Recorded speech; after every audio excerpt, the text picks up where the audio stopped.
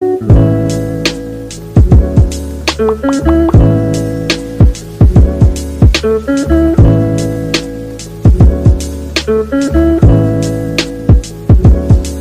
hi everyone. So happy International Women's Day. It's Romani here. I'm the marketing and growth lead at Workflow. And on today's episode, we have a lovely lady here all the way from the US. Thank you so much for being here, Irene. And maybe you can give us a little bit of introduction about yourself, your background, what you're doing at your company, etc. Yeah, absolutely. Thanks so much for having me. I really appreciate having this opportunity and speaking with you guys. So my name is Irene Langille, and I work at Google in the US. And my job is to engage with retailers and their leadership team to help them develop and execute marketing strategies across Google and YouTube. I've been at Google for about 7 years, and prior to Google, I was a VP of marketing at a personal finance startup called Credit Sesame. Wow, I can imagine that's a lot of hard work and a lot of responsibility. Yeah, but that's totally amazing that you're in such high leadership positions and roles. And being in that position and for such a long time, what do you think are the qualities that you admire in female leaders that you've worked with or that you've seen within the scene? So maybe you can share a bit about that. Sure. I think there are a lot of qualities that a good leader must have, but the ones that are closest to my heart, especially for female leaders, is first and foremost having tenacity and growth mindset. I think it's really important to have the confidence to take risks and not to be afraid to fail and just keep at it.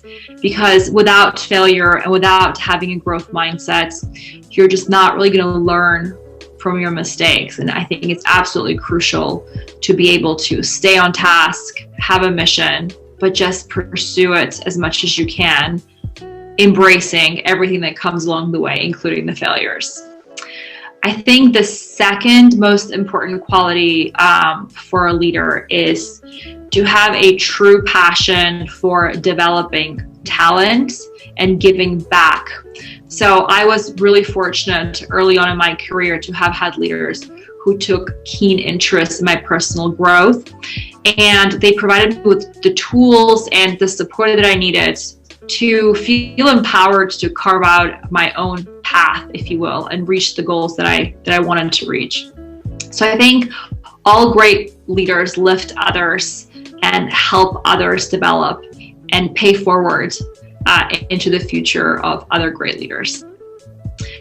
Another one that I think is really important is having empathy. Without empathy, you just will not be able to create a team that has psychological safety, that trusts you, that you're able to communicate with effectively. Because all of those things nurture a successful team and drive amazing business results. So leading with empathy and making sure that you really care about the people that you're working with and you understand their perspective and you're inclusive of their perspective and can equitably divide up the tasks that you have at hand or the mission that you're trying to accomplish is incredibly important to set yourself and others for success. And finally, given that what we just went through with COVID, I think adaptability and grit, right? It's important to be able to make the calls with confidence, to pivot in a way where it's needed and not be afraid to kind of second guess. And I think it's also important that you're in a constant state of beta. So make a call. If it doesn't work, then just be humble enough to admit that it didn't work and just continue to move forward with another path. Having a plan B is always great. Yeah, definitely. I mean, like what you said, you know, like with empathy and like the importance of like psychological safety, like even just like about like a few days ago, I was reading like an article about that, and it's crucially so important, you know, especially with COVID, having to be adaptable, you know, having that growth mindset spot on, definitely. So yeah, like what with what you mentioned, you know, about like COVID and everything, and I bet, you know, the audience here have also experienced like how last year, you know, we've just gone through so much hurdles in businesses and in personal life. So maybe you can share with us, you know, like regarding how COVID has influenced the way you've worked and how you've also like overcome those like challenges that you saw last year. Yeah, no, absolutely. First of all, I think it's been a very difficult time for everyone, whether or not you got the infection, you know, it almost, you know, was equally difficult to just adjust to the new reality, right? I think it was challenging, especially for me, because I'm a working mom. We are lucky that none of us got COVID, but adjusting to this new lockdown when your 3 children who are all under the age of 8 are at home while trying to work and juggle the home and work life was incredibly trying, I would say. You know, there came a point where work hours got really long with no breaks. And so I went even harder on focusing on like the only tool that I knew in my previous life that would really help me achieve my goals, and that's hard work. Well, it turns out, I know that I didn't know this, but it kind of reinforced that actually what really made you productive and what really makes you strong as a, you know, as a person, or gives you the fortitude to continue with so many different tasks, is first and foremost taking care of yourself and putting your needs ahead of just working. So it's simple things, but I had to prioritize things like, you know, family time when I need to take a break, working out and staying mentally, you know, cohesive and in shape. And luckily, Google is a workplace that really supports all of these endeavors and is a big proponent of work-life balance and employee well-being. I think what it also did is it brought the teams that I work with together. It kind of humanized everyone through this shared experience. And so we started to develop a lot more deepened relationships full of empathy, and allowed us to lean in on each other and to make sure that we're supporting each other, because it was very evident very quickly that what you usually see in a work environment is just a tiny little aspect of someone's life, and they're carrying so much more around them that you just never really see it.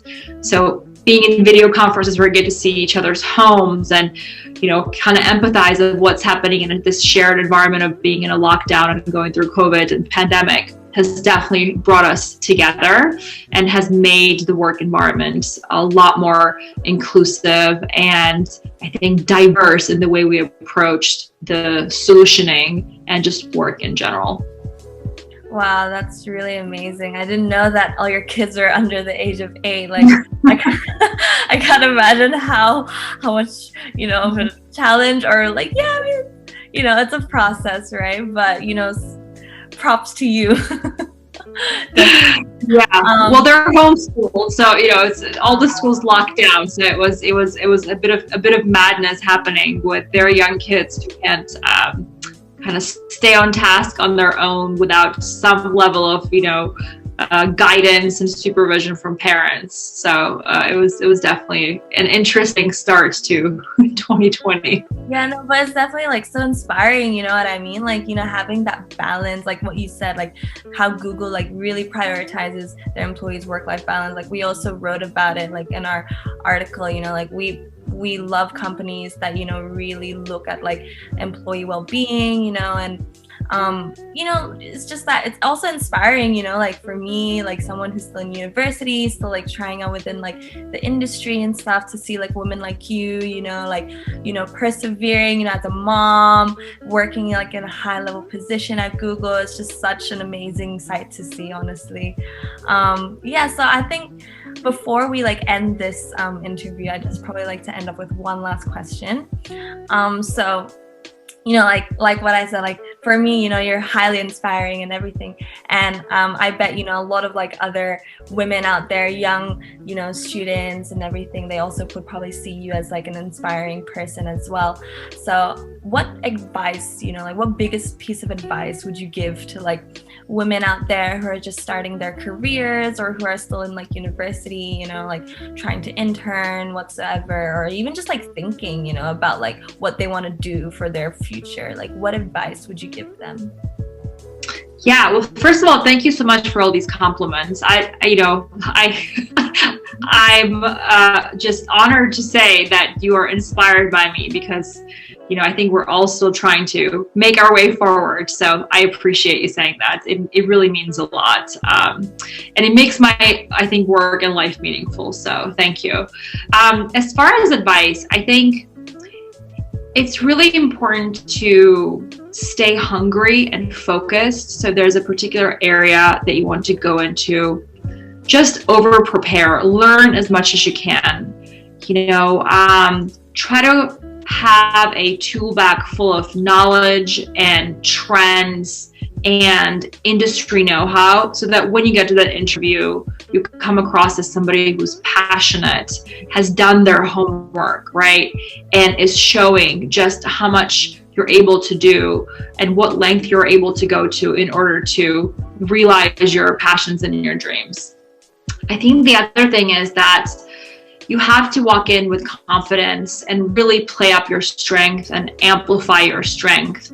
You know, a lot of people will say to focus on, you know, opportunities for improvement and keep tweaking the improvement. But research has actually shown that if you just focus more on your strength and making them even that much more prominent in what you do and leveraging those skills versus working at things that you're really, really bad at, you're going to have a lot more successful and rewarding results. And it's going to actually empower you more, right? And get you much further in your career.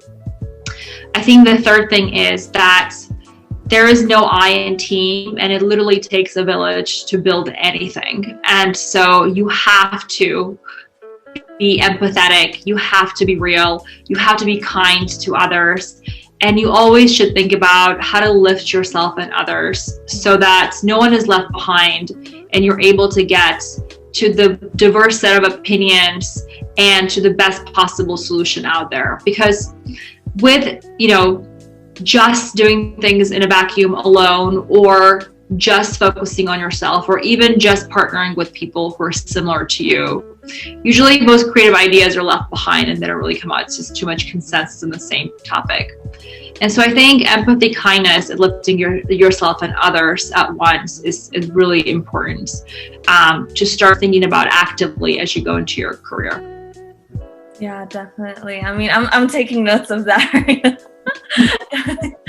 But yeah, I mean, such great advice, you know, and I hope, like, you know, the young women who are also watching this video, you know, you guys will take note of that, and, you know, just keep hungry, you know, also just try and like stay humble, you know, have that tenacity.